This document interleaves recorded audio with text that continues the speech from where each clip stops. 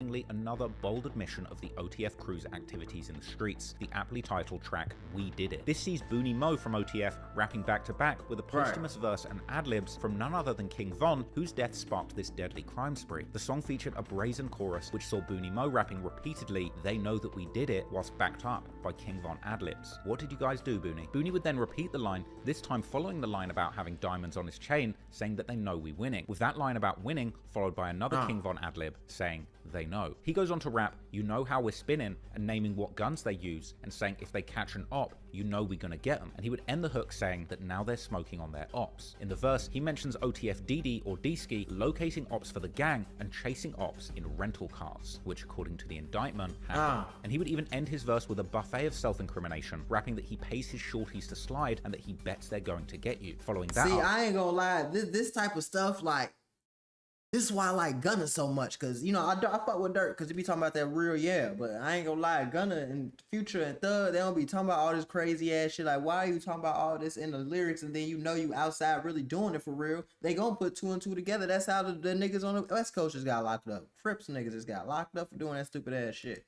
Saying OTF, that's mob ties, ain't nothing realer. The second verse was a posthumous King Von verse, where in the final line, as Von has done countless times before, admitting to murder, saying that he ducked that sentence, but they know I did it. Now, I'm sure people might argue that this is an ambiguous song which could be referring to absolutely anything, but to me, the fact that this project and song dropped just 4 months after the supposed murder that was Get Back for King Von, combining this song with the King Von adlibs and a posthumous verse from Von, and repeatedly using the brazen line, "You know that we did it," to me, makes me think that the very purpose of this song was indeed to covertly confirm to the whole world that OTF did indeed kill Pav for Von. That's a stretch. So they could brag about That's it. a The next track stretch. would feature OTF DD or D-Ski, which you'll likely know is one of the members who was central to the alleged murder for hire plot and is all over that indictment. And on the track Seen It All, DD would commence with another incredibly self-incriminating verse, rapping that his team do hits regardless, and rapping that they're going to risk it all and put their ops in coffins for their friends, rapping that they stalk their ops in traffic, something alleged in the indictment with photographic evidence, and saying that they leave their ops on stretchers. And in his verse, continuing the self-snitching, rapping that they bully their ops with switches and shoot the fastest, and rapping how they don't give their enemies passes, they walk them down or kill them. Even admitting that his friends stood on business or got vengeance, and he raps they're coming to get you,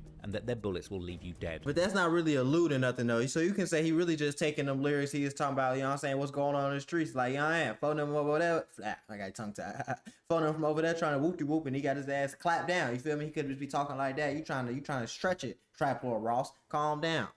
In public, and I don't know if it gets more public than outside the Beverly Center. But then on the next track, Ain't Hidin', OTF's Chief Wook would continue to rap bars that seem to hint at OTF's deadly activities in the streets, saying that their lil bros hop out of cars and chase people and give their ops facelifts. Next on the project is the song Savage Stuff, where OTF frontliner Doody Low would continue to openly tell the world about his gang's murders, saying that he's with the real killers who up the murder rate. A later track with the very ironic title Block Is Hot would see Durk and DD going back and forth together on the same song, and Durk would start his verse with more jaw-dropping lyrics, rapping that his shorties hop out of cars, shoot people 4 times, and send them to the morgue. Durk would then go on to snitch on himself to an alarming degree, rapping that he's got money on people's heads and that he tells his people to grab the cars and shoot them. He would then reference an apparent attempt by Quando Rondo calling for peace in leaked DM. Well, he called for people. We need to talk. It's going too far. I can't even do show. Feed my people. Stay safe.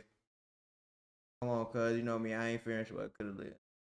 I don't believe that, big bro. Like I said, cool, stay safe. I'm ready for whatever. Fuck it, then I'm ready for. I ain't gonna lie, this shit crazy as hell. That he really came and Durk DM really like trying to push peace after doing all these interviews and making songs talking about yo ass. I ain't finna say what I really want to say, but you crazy as hell for even doing that, bro. You supposed to leave it in the streets, man.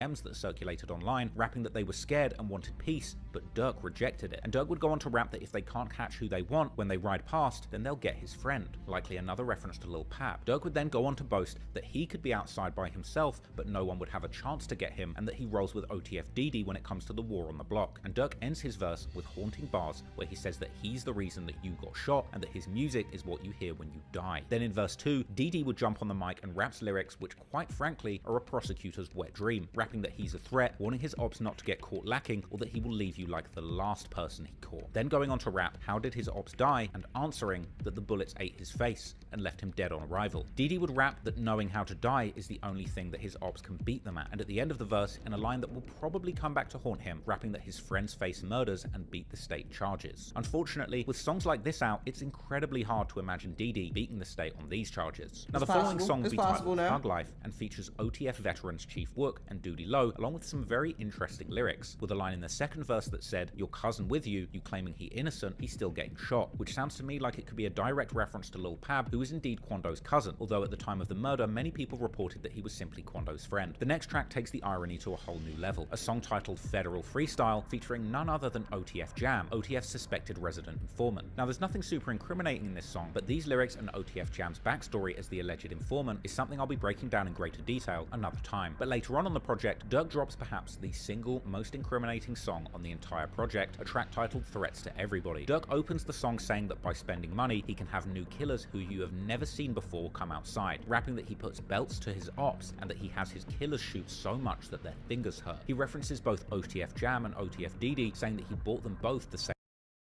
An absolutely incredible display of detailed self-snitching, Durk references shootings at gas stations, suggesting that his ops want to avoid stopping to refuel, and later saying that if he finds out his ops are outside, he wants his shooters to pull up on them curbside. This actually ended up being the song that included the bold lyric about leaving FBG Cash dead by the tree, and Durk would end the song saying that they should have killed him sooner. On the next track, titled Who Are You, Doody Low would reference King Von, saying that he has killers that will murder in exchange for a recorded rap verse, which could refer to Doody or Durk himself, which ironically matches up with the accusation in the indictment that OTF members were actually encouraged to kill in exchange for support in their rap careers. Before Doody goes on to say that they killed someone and put them in the dirt, and that dissing King Von will indeed get you killed. Now, a lot of people will argue that these lyrics don't prove anything, and that these could all be generic references to the street life, but I do not buy it. People often argue that rap lyrics shouldn't be used as evidence in court, often citing Bob Marley's "I shot the sheriff," but no sheriffs got murdered on camera, and the sheriff's deputy was not on the news screaming no. To me, this project was a bold declaration by Lil Durk and the wider OTF to take credit for these heinous and public crimes. This was the first project released since the murder of Lil Pab, the apparent revenge attack for Von's murder. How many times had Durk been baited in comments with people saying slide for Von? Well,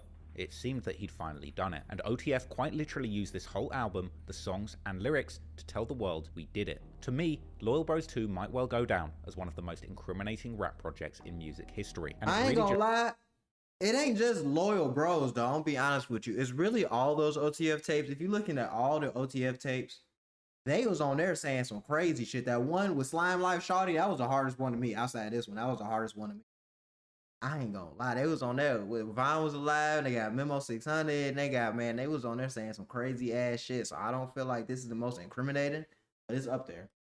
Just goes to show you just how inexplicably stupid some of these gangster rappers can be when it comes to admitting crimes in their music. I'm genuinely baffled as to why the people involved in this alleged crime, specifically Lil Durk and OTF Didi, would be so reckless as to release a project with such specific details about these crimes that they allegedly really did. Lines about paying for hits, renting cars, flying shooters out, scrolling past the news about your murdered enemies being on the news, and quite literally saying we did it is mind-boggling. But this wasn't the end. In fact, it was only the beginning, and as time went on, Durk and the OTF crew would continue to self-incriminate and openly rap chilling details that would connect them to this crime.